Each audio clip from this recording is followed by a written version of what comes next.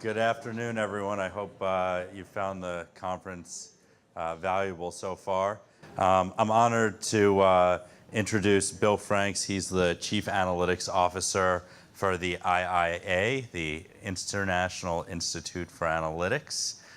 He's written 2 books on the topics of analytics, and he's generally considered an authority on the topic of analytics. We're very honored to have him here today. So without much ado, Bill.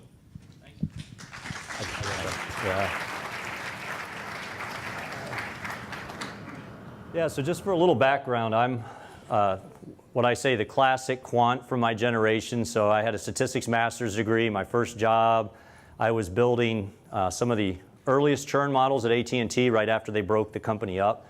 So this was new stuff back then. I think we had 80% market share when I started. And as I helped model us down to 70, I realized this was a really bad trend for job longevity and ended up leaving.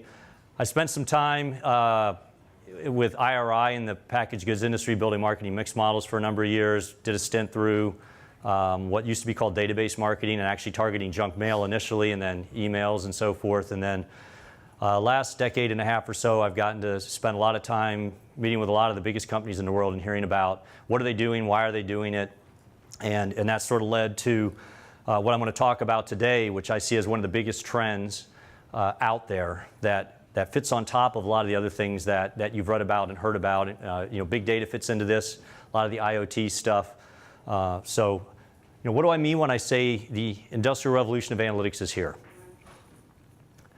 And can you guys start the timer in the back just so I can keep my, yeah. So if you go back a couple hundred years before the manufacturing industrial revolution, if you wanted a simple plate, cup, or bowl, you'd have to go to a potter and they'd sit there, they'd hand make you a cup or plate or a bowl. And the advantage was very personalized, very custom, exactly what you wanted. Downsides, wasn't overly scalable. A potter can only make so many cups or bowls in a day. Even a master potter, there could be slight variations between one item and the next. And then the cost was obviously relatively expensive. The Industrial Revolution allowed us to put in automation now where you mass produce cups, plates, and bowls at scale. So, the glass is on the table. If one of you dropped one and it broke, no big deal. They've got, 100 more in the basement at 50 cents a pop. And if they run out of that box, they'll order another box. The advantages of this is it's very cheap. They're very consistent.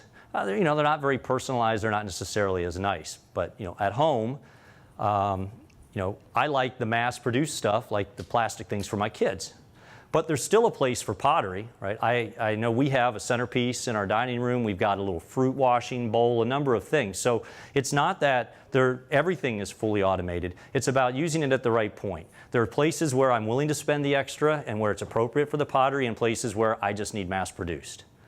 And so how this ties to analytics is that virtually all the analytics processes that have been built in the past several decades, including almost all the ones I was involved in over my career, were the equivalent of the handmade potter. We would sit and we would build a custom bespoke process for every single situation, and we would do it with great care and great personalization and try and make it as beautiful as possible. And that's admirable, and that is still relevant for high-value problems. The problem today is we have to push analytics into many more problems, some of which aren't necessarily as high of value. And you can't afford to have someone like me, and us analytics guys, we get paid more than we used to these days, right? We're in demand. So you got to pay these guys a lot. Now you're going to have them sit there and customize models for not very valuable problems. Doesn't work too well. And on top of that, you run into the entire issue of just scale. But here's the key. It's not about throwing out the traditional analytics, right? It's building on them. So in order to have a new cup, if I came up with an idea, I still have to think of a new cup. I got to draw it out on paper. I'm probably going to put it in some CAD/CAM software. These days we probably do a 3D print prototype. At some point we do a small batch of them on an assembly line and validate that they turn out the way we want, that they have the characteristics, aren't too fragile, etc. And then we'll turn it on. Similarly, with analytics, it's about taking them further. So I'll give you a very tangible example that will illustrate all of this. So I spent a lot of time in the past at one point building response models in the retail industry. So you go to a grocery store, they have a couple hundred categories, they want to know which of my customers are going to buy in the next 10 days or 2 weeks in this category. This is where they have loyalty programs, obviously. The key is they would pay us to build them for the top 10 to 20 categories. Why? Those are the ones that had enough volume and enough value to warrant our customized modeling process. For the other 180 or 280 categories, guess what they had? No model whatsoever. If they ever wanted to target there, they'd have to go back to, age-old rudimentary things like, RFM, who bought it recently and has bought it a lot in the past. So here's the key. Much like manufacturing, as I build those first 4 or 5 response models on category 1 through category 5, I start to see commonalities. What are the variables that are working? What's the model formulation that's working? Sort of what kind of lift might I expect? I can take that and kind of semi-automate it. And this is where you operationalize or industrialize this. Semi-automate it, build a process that'll kind of build a model for the other 180 categories, validate that it's reasonable, and then it's out there, and at least we could use it. So if the shoe polish company comes and says, I have trade funds for the first time in 5 years, at least we have a model that we know is decent. It's not great, but it's decent. And we're going to talk about more of that decent versus great in a little bit. And the theme I'll leave on this thing is just think about it, right? You can't, when you think about, the cookies, we had some great cookies out there. You can't sell 1,000,000 cookies until you prove you can bake a dozen that people actually want to eat. You've still got to go through that initial process. And so when I say what are operational analytics or industrialized analytics, what does that mean? A couple things. They're embedded. They have to be embedded in the systems, right? For example, you need to embed them in this case, you all are here because of 1010 data, right? You got to embed them into your 1010 data platform to enable them to run fast enough. They have to be automated. Once you turn them on, they got to just keep cranking out those analytics. It can't be someone like me having to manually intervene. They have to be truly prescriptive. And this is an overused word, but there's a big difference here. In the old days when I was building junk mail models, literally what would happen, I'd be using 6 to 8 week old data to score customers for a mailing 4 weeks from now. But even when I had my list, I'd have to go have a conversation with the VP of database marketing, and they'd go, yeah, this sounds good, but you know what? Why don't you take this one market out because we're a little behind in funds, and then we're a little low on inventory, take these out. So even though I had the ranked list, it was not actually prescriptive in terms of who's going to get a mail piece till we had a conversation. And that's a big problem when you automate things at scale. You can't have a conversation. They have to be executed in decision time, and this is one I could go on for 10 minutes, but people focus today way too much on real time, meaning there are places you need real time or near to it, like optimizing a web page from click to click. There's other cases that you don't. One of my favorite examples would be tax time. You submit a tax return, and we all know there's a bunch of tax fraud. So the IRS could, and by the way, they do very, very, very poor fraud analysis, and we can talk about that another time. But anyway, you could build a process so the minute I hit submit, it gets checked and instantly flagged. Problem is you then have to build that process to handle the very peak, which happens on April 15th, and maybe the 2 days around it, and then the rest of the year, it's a fraction. Why build all that capacity when you don't need it? Because in reality, they give you your refund 2 to 3 weeks after. They can easily batch these things up, wait till the weekend, and then run all of them at once. As long as they know in decision time, meaning before that payment goes out in 2 to 3 weeks, they're good. They can engineer a much less expensive and robust process by allowing for the fact that they have several weeks to actually flag it. So make sure you think about when you really need that decision. There's a lot of business decisions even today. You have hours, if not at least a day or 2 days lag. Take advantage of that. And last, they're action-oriented. They actually make the action happen. All of this comes together. An example of this that everyone would be most familiar with today, websites. That's all automated today. You click, if they're going to optimize ads, they do it virtually instantly. Those ads come up. But there's nobody back there deciding what ads should we give Bill or I approve these ads. They've approved a process that generates those ads.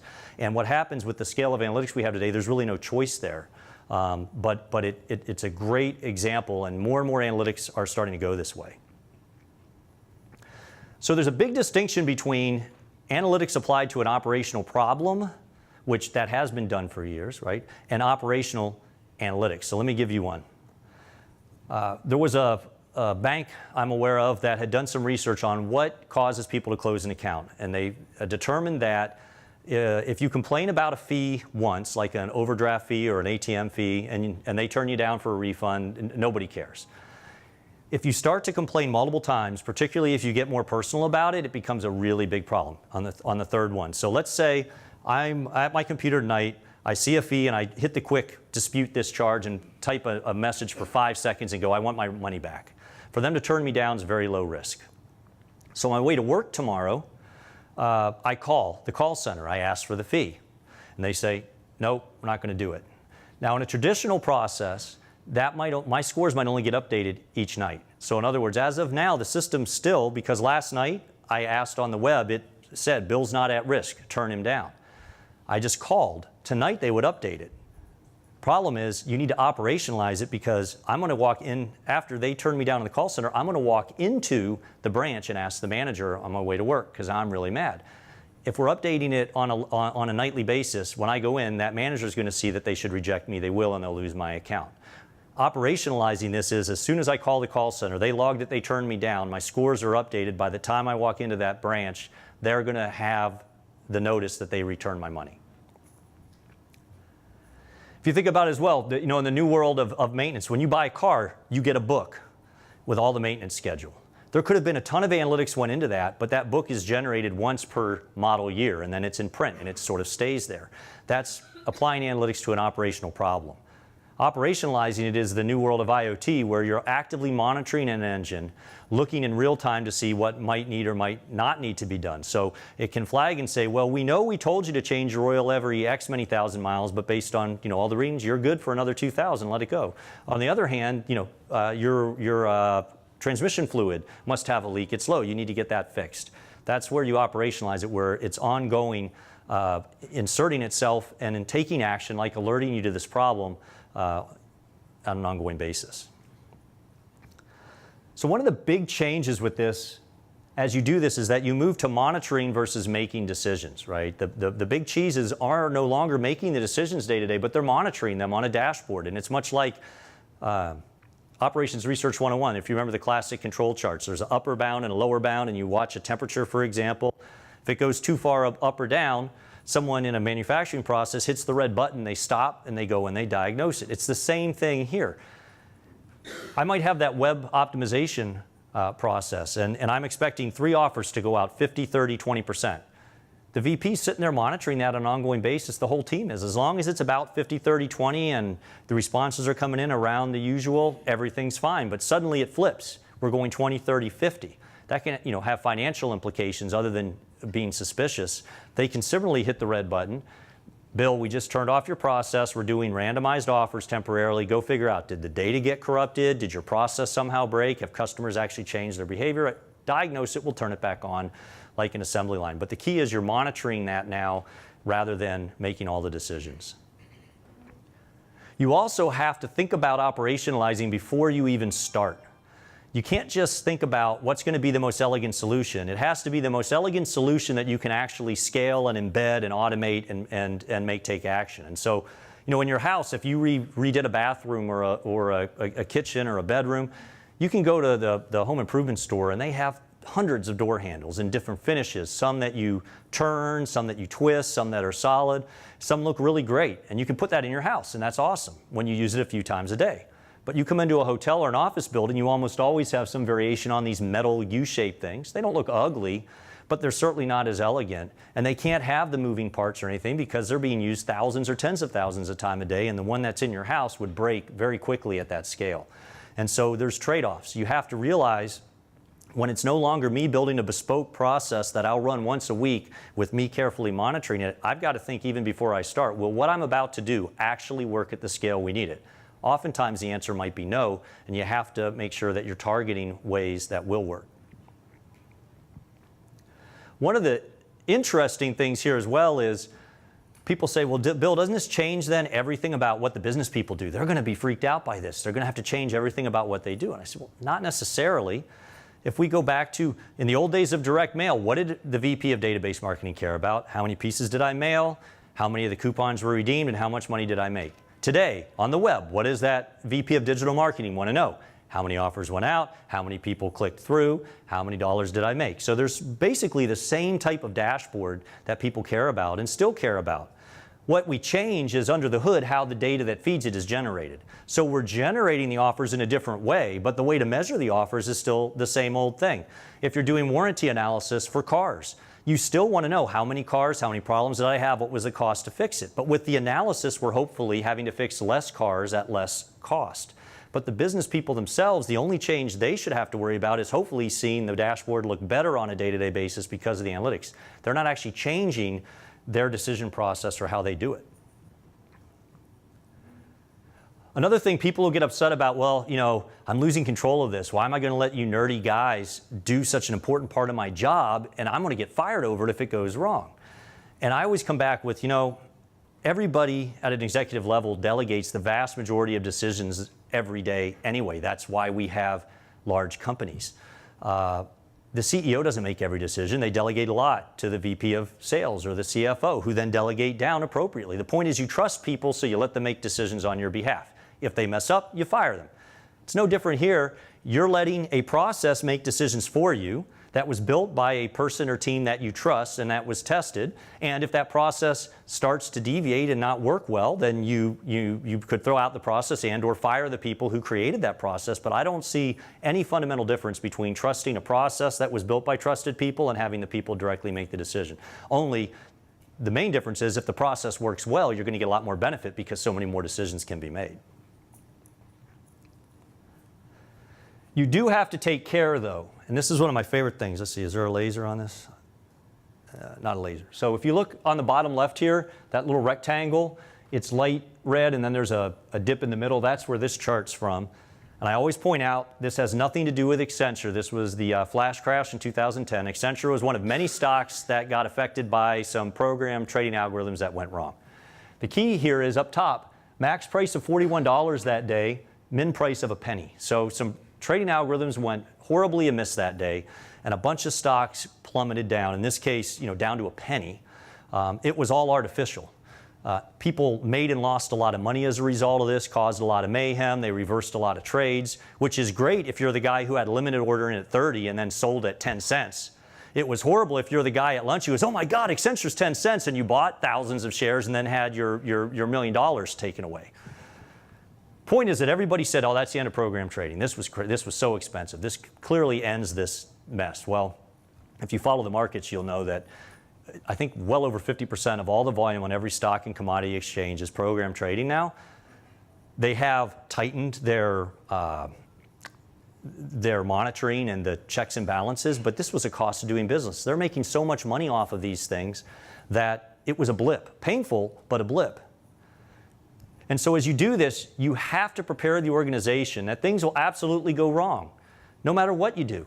If I go to the cookie plant making Chips Ahoy cookies, they get flour, they get chips, they get all these raw materials. Does every little grain of flour make it into a cookie that somebody has paid for and eats? No, some of the flour spills, some of the flour is bad. They mix a batch. One of the batches is too watery. They throw out the batch. They bake the cookies. Some come out too soft. Some come out burnt. Then they make it in the package and somebody drops a package. Or one of the trucks gets overheated. Or the person at the store accidentally spills them all over the ground. The point is there's spoilage all along that supply chain.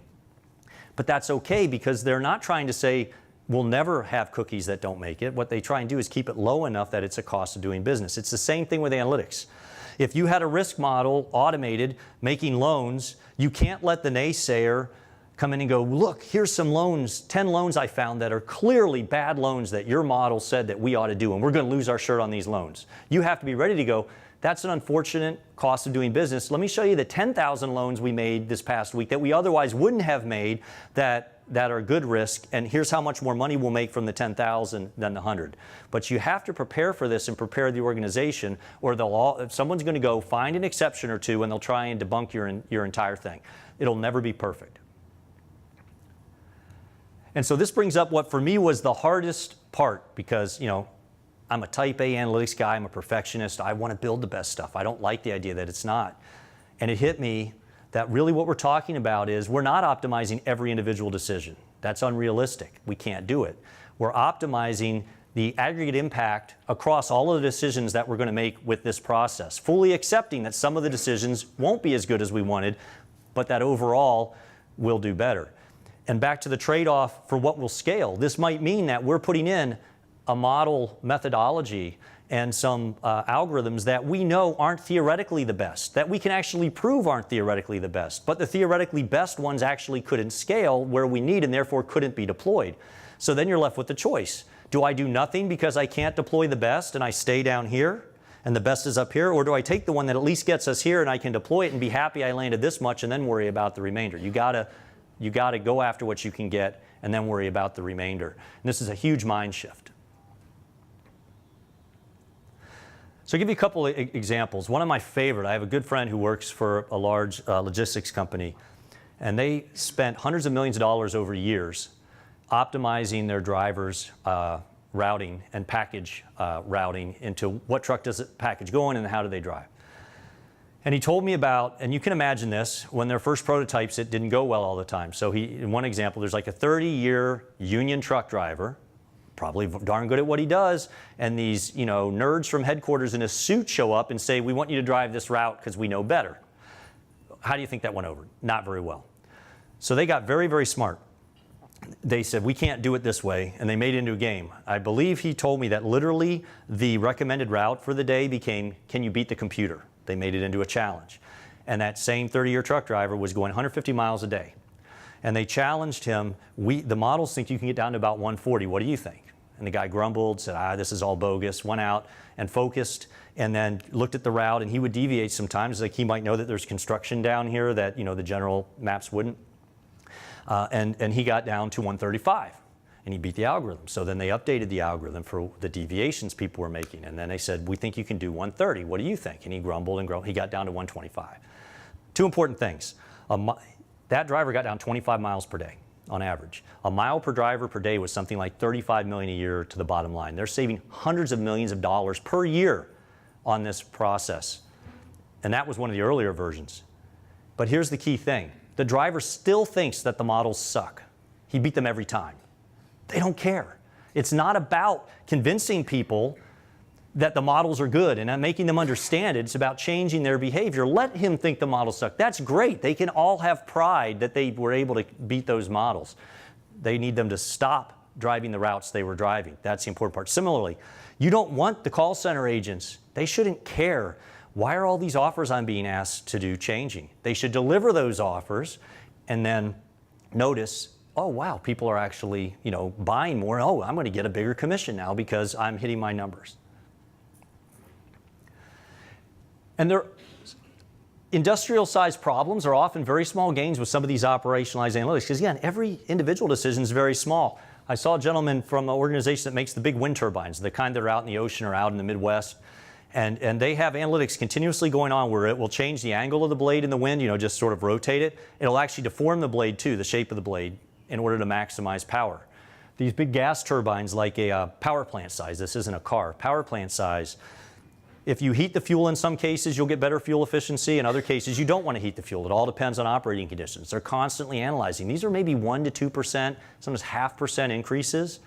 But these are billion-dollar problems or hundreds of millions of dollars problems, and that adds up to a lot of money, particularly as you chain 2, 3, or 4 of these processes together. And this is the key here is getting those small gains knocked down and automated. Then you go on to the next problem. So one of my favorite examples of someone getting really creative with this was a retailer. And everyone knows when you go into a grocery store, for example, it's happened to all of us. You show up, you run in for a few things, and you're like, oh, that's great. There's nobody here. I'm going to get in and I'm going to get out. You go get your stuff, and by the time you get in line, it's 10 deep. And you're like, oh, my God. And so everybody's getting pissed. The manager sees it, and they call up open register 3, and 2 minutes later, a really stressed out person who was trying to do their other job comes up. They open the register.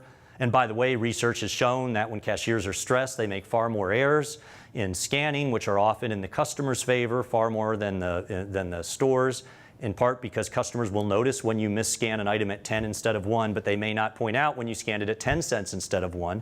And so there's huge money on the line if these people are there.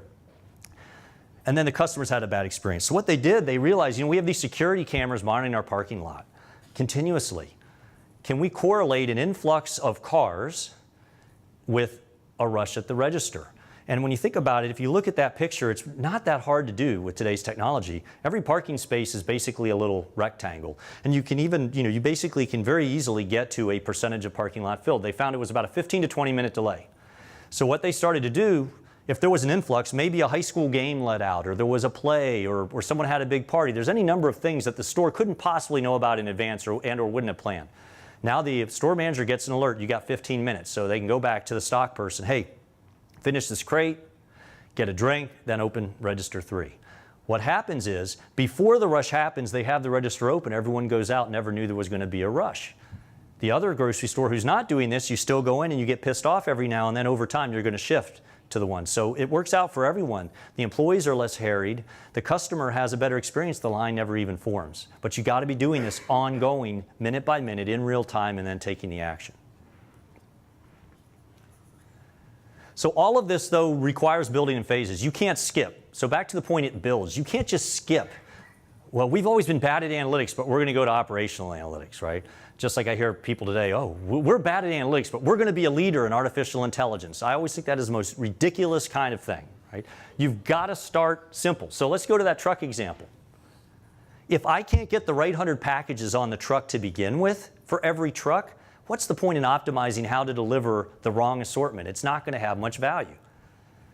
If I can't optimize the route once per day, how can I effectively, where they want to go, optimize in real time? They're now working where, as I deliver or pick up a package, I look at my device, it'll re-optimize from that moment with the latest conditions. Where do I go next? If I can't do it once overnight for the morning, how can I do it 100 times? So the point is, you have to build these things up. You can't skip steps, and this is how you can plant the groundwork up to management. In my friend's case, they painted a multi-year vision for management, and they got buy-in, and they were able to proceed with it. And all of this, back to analytics won't replace execution.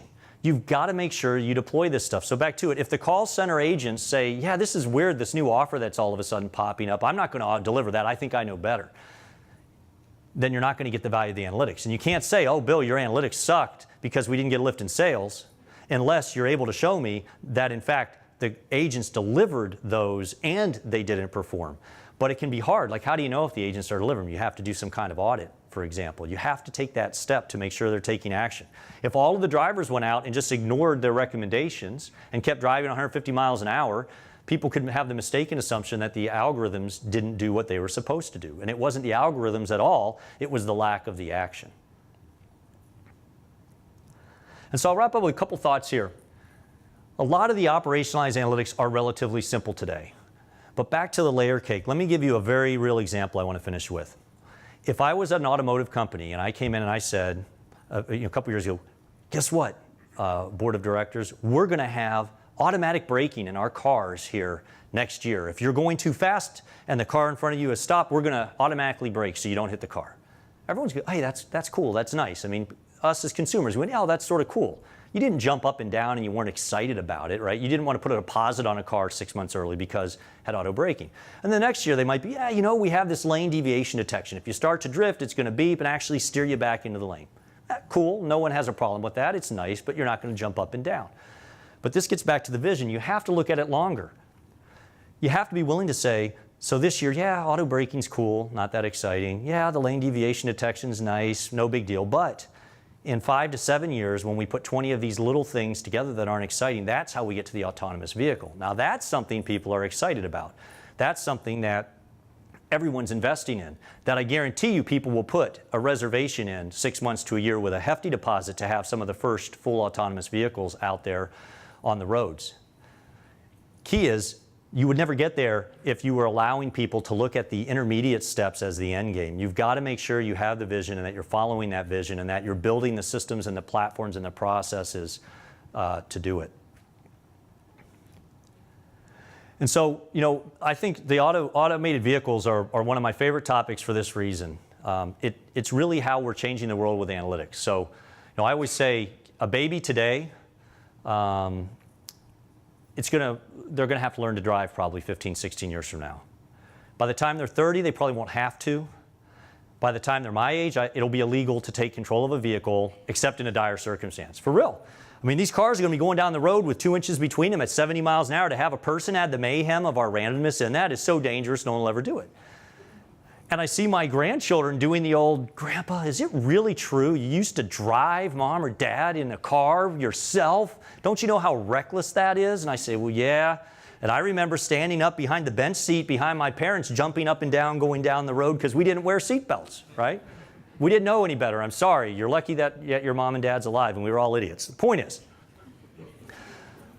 the average person is just going to be excited about automated vehicles, and they're going to love the ride. What the average person doesn't realize is it's all about operationalized, industrialized analytics at scale, because as that car goes down the road, it's collecting data from sensors and video and other vehicles and eventually traffic management to make millisecond by millisecond decisions to brake, steer, accelerate, etc. It's all data and analytics. The average person won't know it. Back to my point, you want to change actions, not minds.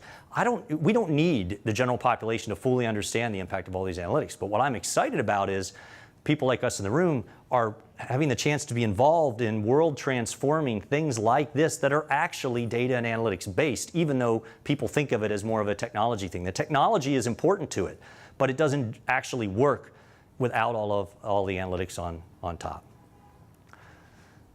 So with that, if you get the handout, a little bit on IIA, I've got my contact info there if anyone has questions. I believe everybody in your bag, if you didn't get the bag, there's a copy of the Analytics Revolution, which is partially what this book was, what this talk was based on. And I don't know, do I have time for a question or two, or am I pretty much done? You have time for a Question or two? Okay. Maybe I'll kick it off. All right. It's not working. So, to realize what you're talking about with autonomous vehicles, are we going to need some changes to the roadway? Are we going to modernize that in some way? Or will analytics and sensors just take care of everything? Well, I think it's going to be a combination. So what I didn't have time today to go, the question. Yeah, he asked, with autonomous vehicles, for example, will we need to make changes to the roads and other things, or will the sensors just sort of be able to automatically take care of everything? There's a couple of aspects to this. We could go on for 20 minutes about the whole ethics around this and the legalities. Personally, I believe the technology to actually safely have autonomous vehicles operate is going to be here years ahead of when we can actually allow them to, because of all the legal and liability issues we have to work through.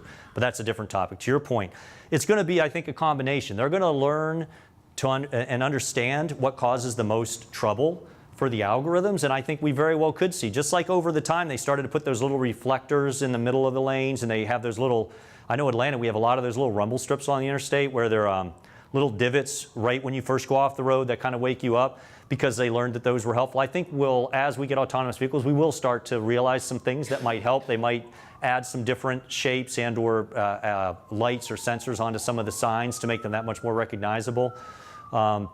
But part of the key is going to be the communication as we go up the next level. Right now, the cars are trying to drive themselves and be aware of their own environment. The key is going to be when we're able to have them be communicating with each other, so that as my car goes past and notices a deer is standing at the side of the road, it can be relaying to the cars behind, by the way, I see a deer over here at this point.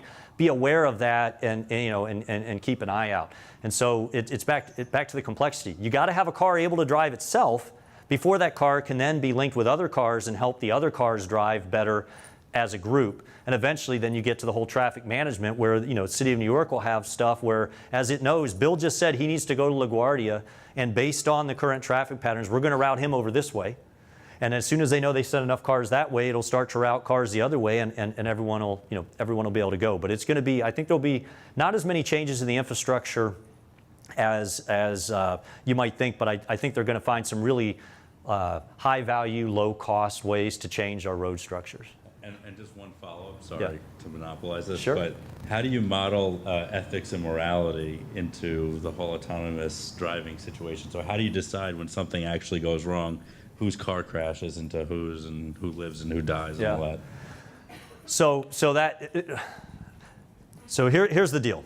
I always say today, right now, your car could be virtually guaranteed not to have you die in a wreck. The technology's here, the safety features are here. You know why you don't have it in your car? They actually do actuarial analysis and effectively get down to a dollar cost per life saved. If it's too high of a dollar cost per life saved, they don't mandate that it goes into the cars. Because if they actually did put everything that could save a life, your car would literally be about as big and heavy as a tank, cost a couple $100,000, but nobody would die. And so we get to the same thing. People don't, it's not visible today that we're making these calls, but we are.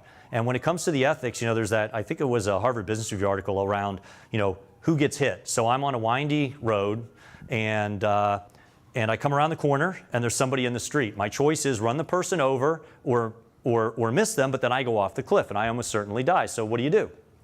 Well, let me give you guys a couple of things, and I'll show you how complicated this gets. So let's assume for a minute it's my 90-year-old grandmother who's in hospice, and it's her final drive down the coast, and a little kindergartner jumps out in front of her.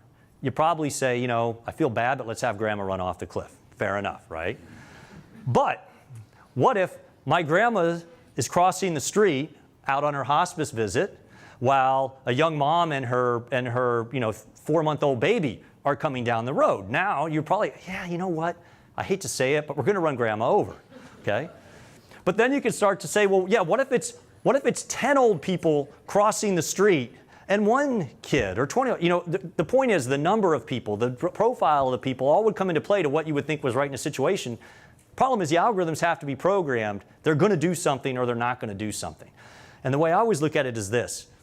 As long as we all understand those rules and we've all agreed to those rules, that should be fine. And that's how we have to get the laws to catch up, right? If the rule was followed and the car can be diagnosed to show it did what it was programmed to do that the government and the manufacturers agreed to, then you can't sue because grandma got run over. That's unfortunate, but it's the way it goes. The key is that even today, people make that decision all the time. If you're driving down the road and you had that same thing pop up, you're going to decide to either run the person over or run yourself off the road. But you've never actually thought about the moral dilemma. You've never considered the pros and cons of each or what's right and wrong. You literally make a millisecond decision, and then you're going to either live or die with that right then. Live with the rest of your life for who you killed or die. And I'd argue, isn't it better if we actually had that decision somehow pre-made where we all understood it, rather than just arbitrarily making a decision that we could come to regret? And so I think this is the kind of thing that we'll get to, is that idea of the comfort. And the key is back to winners and losers. I had a friend growing up, this is a true story. She got T-boned at an intersection. Someone ran a red light. She was not wearing a seatbelt. She was like 17 at the time. And she saw the car coming and threw herself towards the passenger seat. And the police said, had she had on her seatbelt, she'd be dead. She would have been smushed. Because she didn't have it on, she was able to jump. So do I then conclude, my friend, she wasn't wearing a seatbelt, she was saved. I'm never wearing a seatbelt again. I don't want to die. Well, no, back to it. The odds and the probabilities and the analytics say wearing a seatbelt will save you far more often than it kills you. But there are cases where your seatbelt will specifically cause you to die. We accept that. That's a trade-off because more lives will be saved. It's back to my point earlier. There will be people who will die from an autonomous vehicle who you could argue would not have died if the vehicle was not autonomous. But if we can offset that by saying there's thousands more people who were saved that otherwise would not have been saved, it sucks if you're that one, but in aggregate we're okay. And as I said, there's decisions like this being made every day, all the time around us today. We just aren't, it's not as obvious and in our face. Yeah. Sorry, this is more boring on autonomous vehicles, but in terms of organizational change, a lot of your examples were sort of top-down decisions, the grocery store, the UPS trucking company. Does it have to be top-down, like in terms of analytics, revolution, or can it be bottom-up? Can you do the same thing that UPS did, their drivers, basically? It doesn't matter if they believe the model's correct, but you can change the behavior. Can you do that bottom-up with the decision-making? Yeah. So his question was, a lot of the examples I used were like top-down. UPS pushed it down, or the retailer pushed it down. Can you have it sort of bubble up? I would say yes. The key is if you're down lower, your span of control is probably smaller. So I think what you could have, maybe a given category manager in a retail environment or CPG environment would come up with a really cool way to automate some of their work and then show it worked for them. And then they might, over time, you could get others to adapt it. It becomes enterprise, so it absolutely could. But I think obviously the impact from a bottom up starts out much smaller. But I'm always a fan of both, right? Because a lot of times the things that get pushed top down are because specifically somebody at the bottom came up with the idea and realized that it was possible or prototyped it to say, this works. So I think it's both part of it. But to get the big dollar values, though, it virtually has to be top down. Someone has to say, we're putting every wind turbine, we're putting these analytics embedded in there at a cost of X dollars per turbine in order to gain this efficiency. Or we're going to make all you category managers follow these algorithms as you do your assortment and or do your pricing, because we know that it's better, and you just can't hold out. Or we are, now that you proved your algorithm works on your category in the website, everybody's going to let these offers be automated on their categories. So I think, to really succeed, it will have to go up to the top, but I don't have to start there. Thank you. Thank you. That was great. Thank you.